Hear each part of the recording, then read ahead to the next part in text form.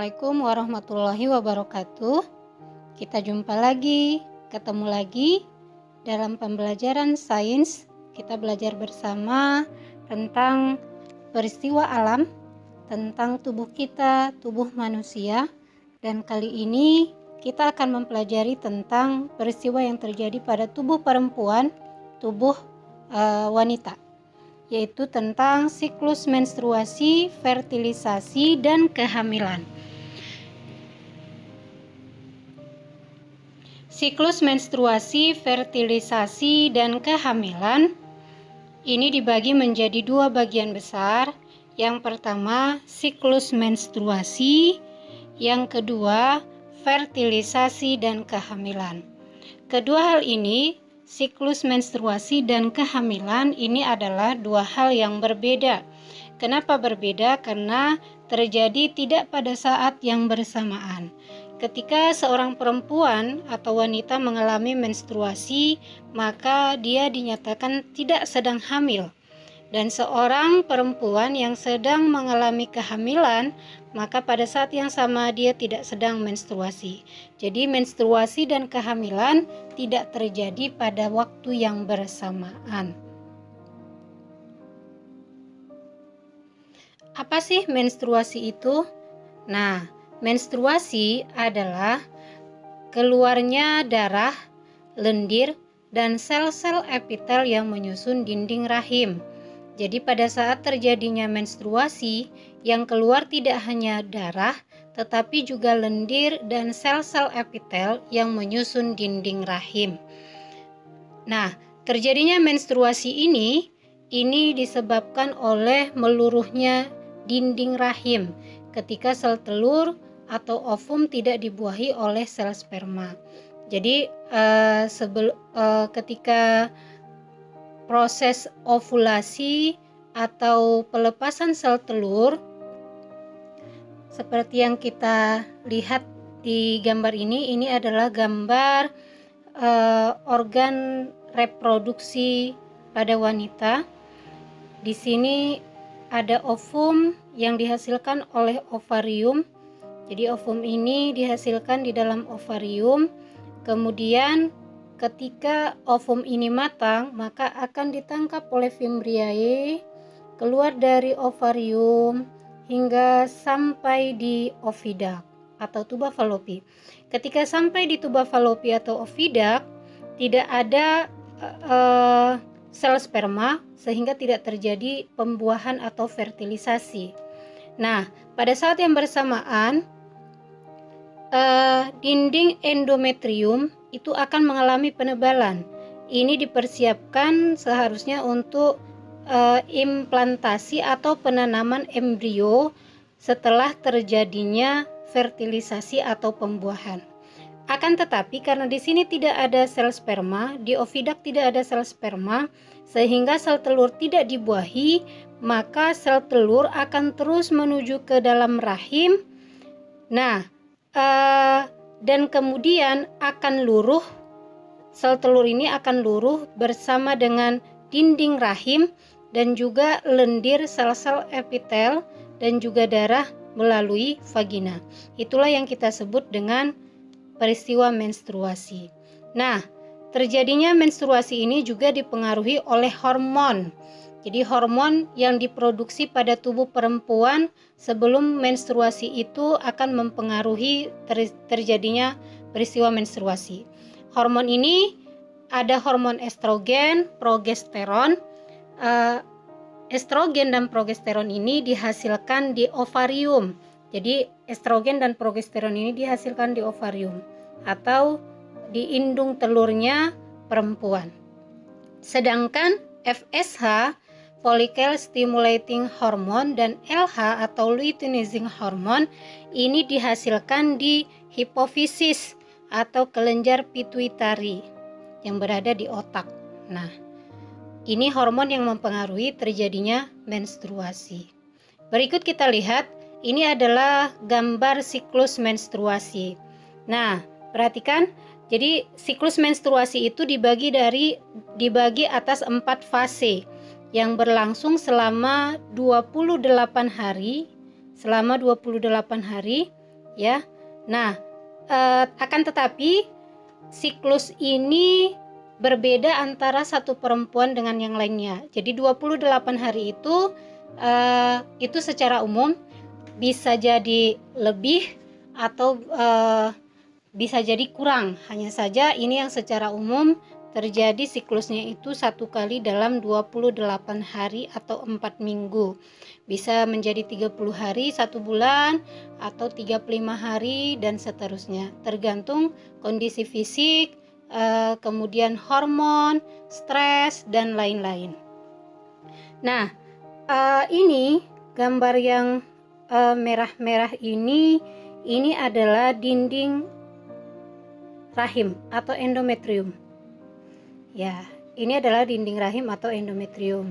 Sedangkan garis grafik ini ada yang biru, ini adalah FSH, follicle stimulating hormone. Kuning, ya, yang kuning ini adalah estrogen. Merah ini adalah LH, luteinizing hormone. Sedangkan yang blue black ini adalah progesteron. Nah, di atasnya ini mulai dari titik kecil, kemudian semakin besar bulatannya semakin besar, bahkan seperti anggur. Ini adalah folikel. Jadi perkembangan folikel pada siklus menstruasi. Sekarang kita lihat lagi gambarnya. Nah, fase pertama itu adalah fase menstruasi. Di sini kita lihat FSH-nya naik walaupun tidak tajam, grafik yang warna biru. Ini memicu berkembangnya folikel di dalam ovarium. Jadi folikel ini adalah tempat pematangan sel telur. Jadi pada saat menstruasi, FSH atau follicle stimulating hormone ini akan memicu berkembangnya ovarium. Bisa kita lihat di sini, ini titik kecil kemudian semakin besar, ya. Nah, di sini dinding endometrium atau dinding rahim atau endometrium meluruh. Ini nampak melepas, ya. Jadi pada saat menstruasi akan luruh endometrium yang sudah mengalami penebalan itu. Terlihat di sini terlepas, ya. Kemudian, nah, ini fase menstruasi ini berlangsung dari hari pertama sampai dengan hari ke-7. Nah, tidak sama atau bisa berbeda pada setiap perempuan. Tapi secara umum 7 hari, ada yang 5 hari, 3 hari, atau bahkan 14 hari. Itu umumnya. Akan tetapi kalau dalam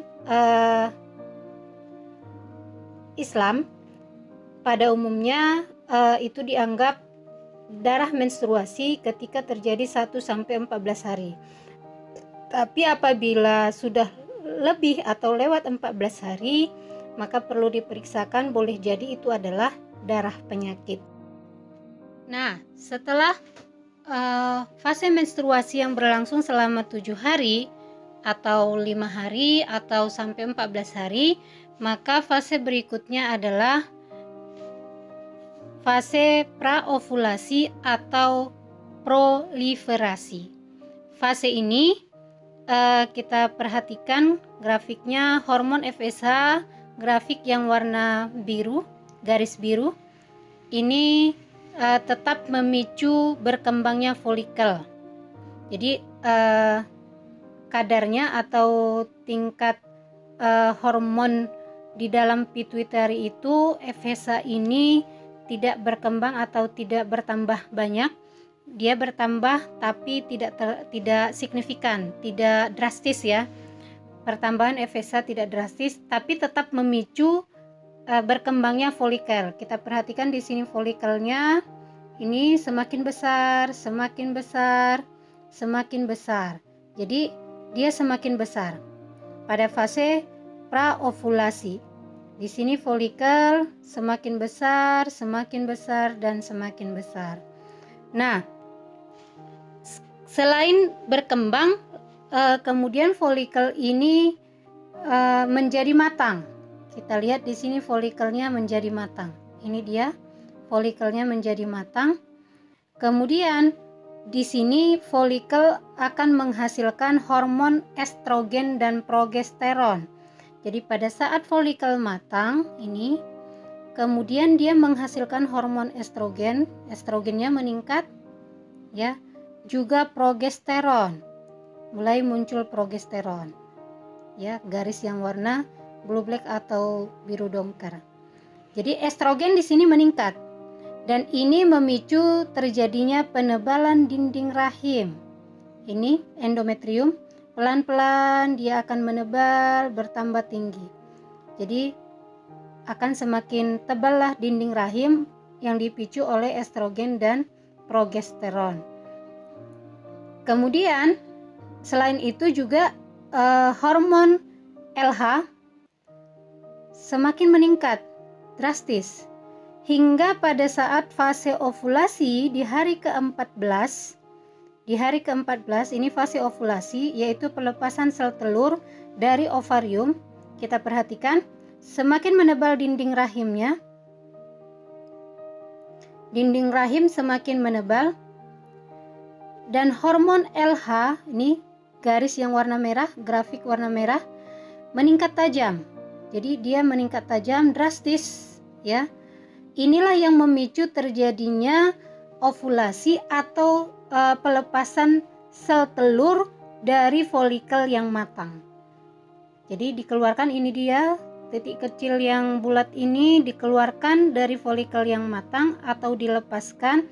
Itulah yang nanti ditangkap oleh fimbriae. Itu terjadi di hari ke-14.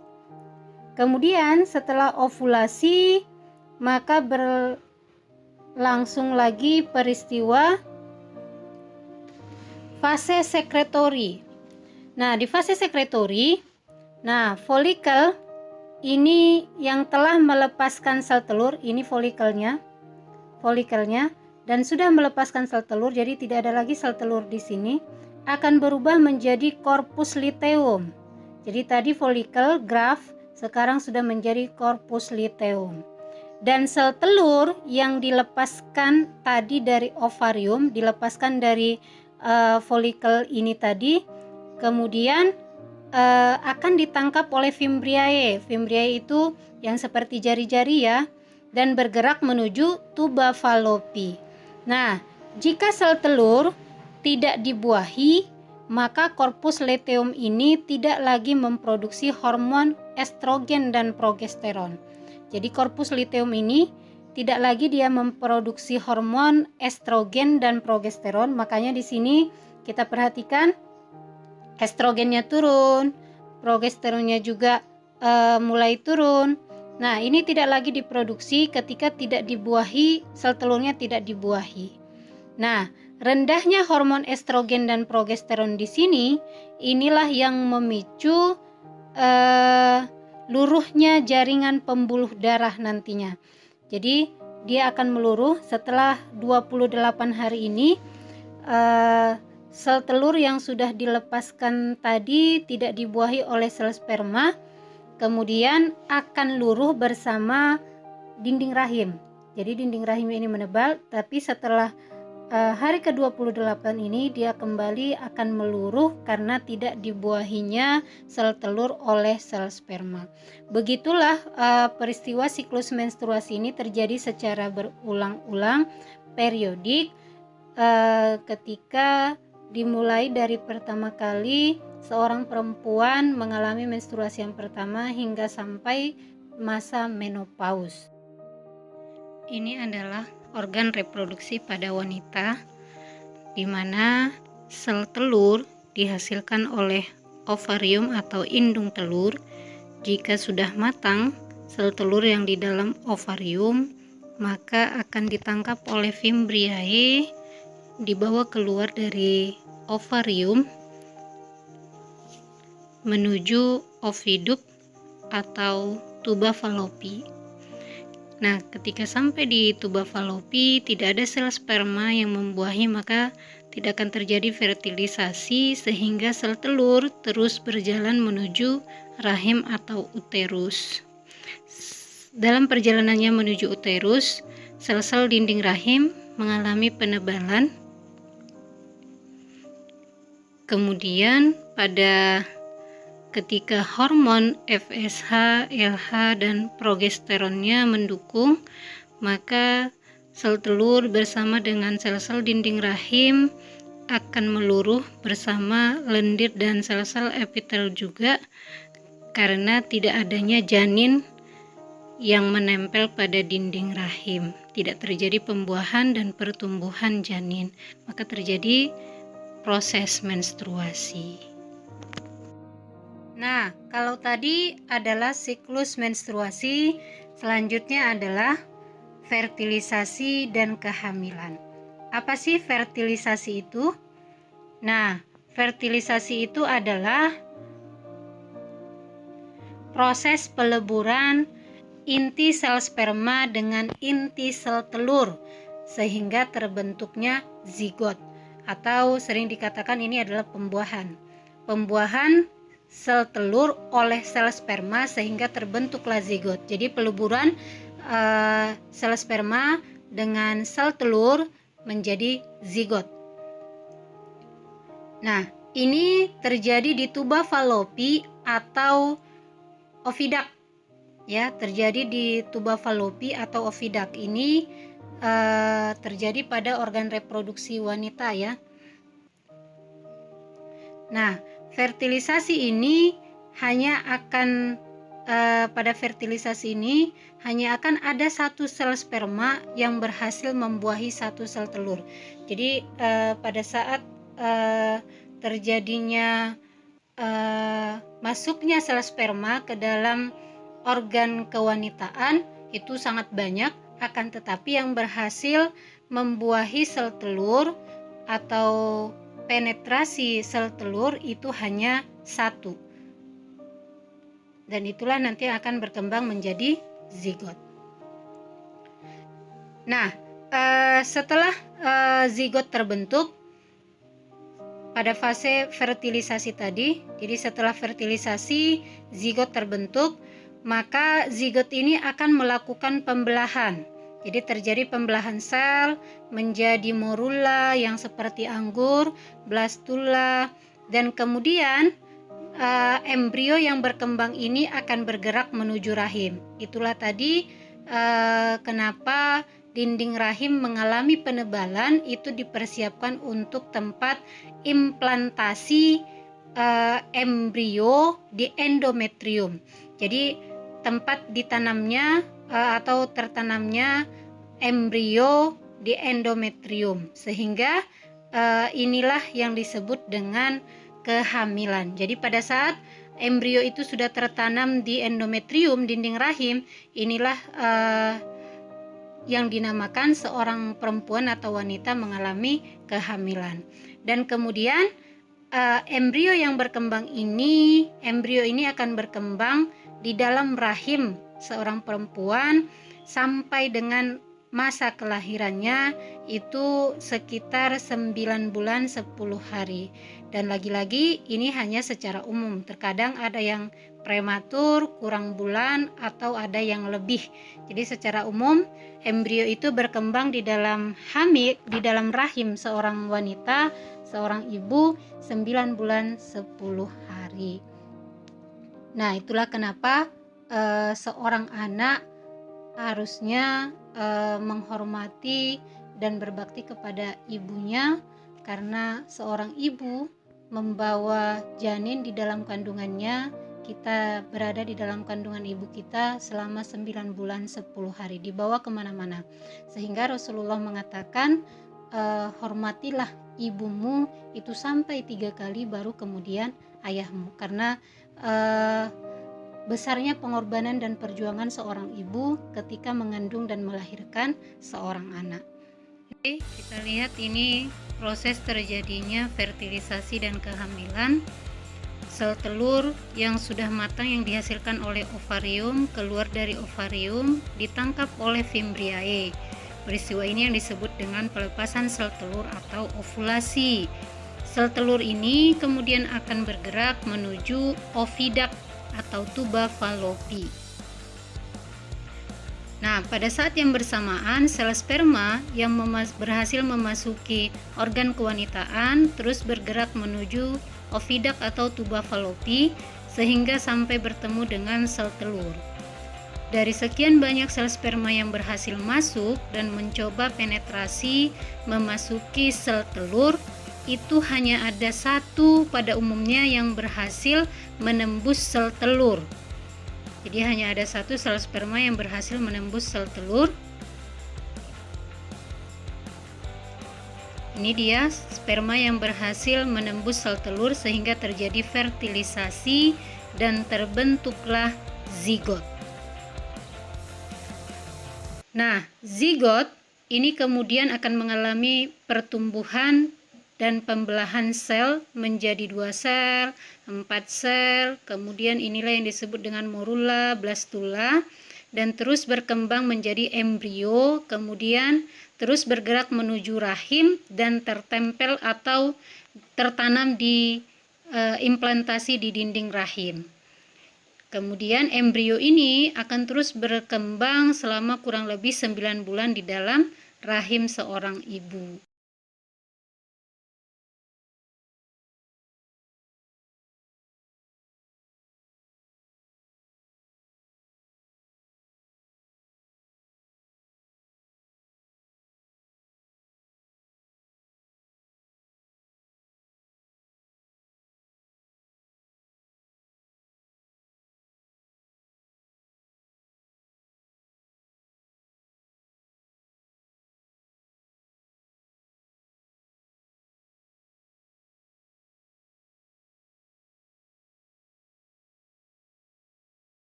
Inilah proses perkembangan janin di dalam rahim seorang ibu selama kurang lebih 9 bulan hingga sampai akhirnya keluar dari rahim dilahirkan sebagai individu baru.